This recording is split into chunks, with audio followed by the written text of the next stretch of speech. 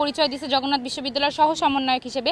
তাকে আমরা দেখেছি যে একজন বাসের হেল্পারের সাথে মারাত্মক জঘন্য ব্যবহার করছে এবং আমরা এটা নিয়ে আবারও যাব এবং যতদিন পর্যন্ত আমাদের এই দাবিগুলো আদায় হবে আমরা মুভমেন্ট করতে থাকব। আমরা যখনই দেখব যে কোথাও কোনো আধিপত্য করার চেষ্টা করছে, সেটা ছাত্র দল হোক, সেটা অন্য কোনো ছাত্র সংগঠন হোক, কিংবা আমরা দেখছি যে বৈষম্য বিরোধী ছাত্র আন্দোলন এই প্ল্যাটফর্মকেও ইউজ করে অনেকে নানা জায়গায় সন্ত্রাসমূলক কর্মকাণ্ড করছে।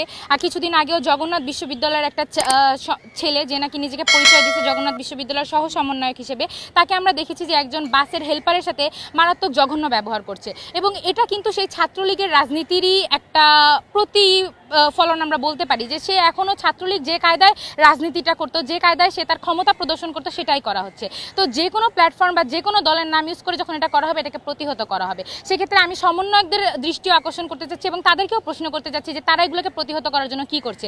কারণ এখানে যে সাধারণ শিক্ষার্থীরা মুভমেন্ট করেছে, তার স্পিরিটই ছিল বৈষম্যহীন এবং আধিপত্যহীন একটা রাজনীতি কায়েম করা, এবং যেখানে গণতন্ত্রের কথা থাকবে। তো যারা এটাকে আবার মিসইউজ করার চেষ্টা করতেছে, আমরা তাদেরকে আবার প্রতিহত করব। প্রয়োজনে আমরা আরও আন্দোলন করব, আরও মুভমেন্ট করবো, যেন কোনোভাবেই আর কোনো সমন্বয়ক তন্ত্রের নামেও যেন আবার কোনো আধিপত্যের রাজনীতি গড়ে উঠতে না পারে। এই অভ্যুত্থানের একটা গুরুত্বপূর্ণ দাবি ছিল যে আমরা বৈষম্য মুক্ত বাংলাদেশ গড়তে চাই। সেই ক্ষেত্রে আমরা যদি আমাদের ক্যাম্পাসগুলোতে দেখি, সবসময় যে দল ক্ষমতায় থাকে তাদেরই একটা ছাত্র সংগঠন লেজুর বৃত্তির মাধ্যমে ক্যাম্পাসে তাদের একটা আধিপত্য বিস্তার করে, এবং তার প্রথম ধাপই হচ্ছে তারা হলগুলোকে দখল করে। তো ছাত্রলীগ বা অন্য কোনো ছাত্র সংগঠন যদি এরকম আবার করার চেষ্টা করে, তাহলে এখানকার শিক্ষার্থীরা সেটাকে আবার প্রতিহত করবে। এবং আমরা প্রশাসনকে প্রেশার দিতে চাই যেন কোনোভাবেই হল কোনো সংগঠনের হাতে চলে না যায়। হলের যে সিট বন্টন, সেটা যেন প্রশাসন গুরুত্বপূর্ণ ভূমিকা পালনের মাধ্যমে সেই সিট বন্টনটা যেন তারা নিশ্চিত করতে পারে। বা আজকেও আমাদের যারা আন্দোলন করেছে সেই শিক্ষার্থীরা গিয়েছিল ভিসি স্যারের কাছে এবং তারা একটা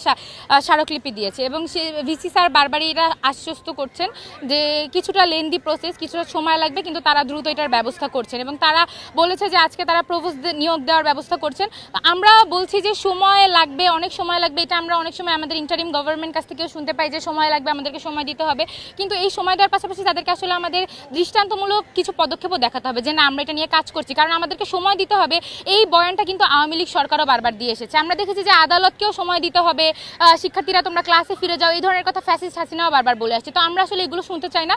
আমরা দৃষ্টান্তমূলক কোনো উদ্যোগ দেখতে চাই যে আসলে যে তারা সময়টা নিচ্ছে আমাদের কাছ থেকে, সেখানে তারা এই প্রসেসের মধ্যে আছে, তারা কোনো কাজ করছে। তো আজকে যেমন ভিসি স্যার বলেছে যে না, সে আসলে যারা আবাসন সংকটে আছে সেই সংকট দূরীকরণের জন্য সে কাজ করবে। আমরা আবারও তার কাছে যাব এবং আমরা দেখবো আসলে এই সংকট দূরীকরণের জন্য সে আসলে কতটুকু কাজ করলে। খাবারের মান এখনও উন্নত হয় নাই। আমরা এটা আজকে আমাদের প্রোগ্রামের একটা অন্যতম দাবি ছিল যে পুষ্টিমান সম্মত খাবারের ব্যবস্থা করতে হবে ক্যাম্পাস এরিয়াতে।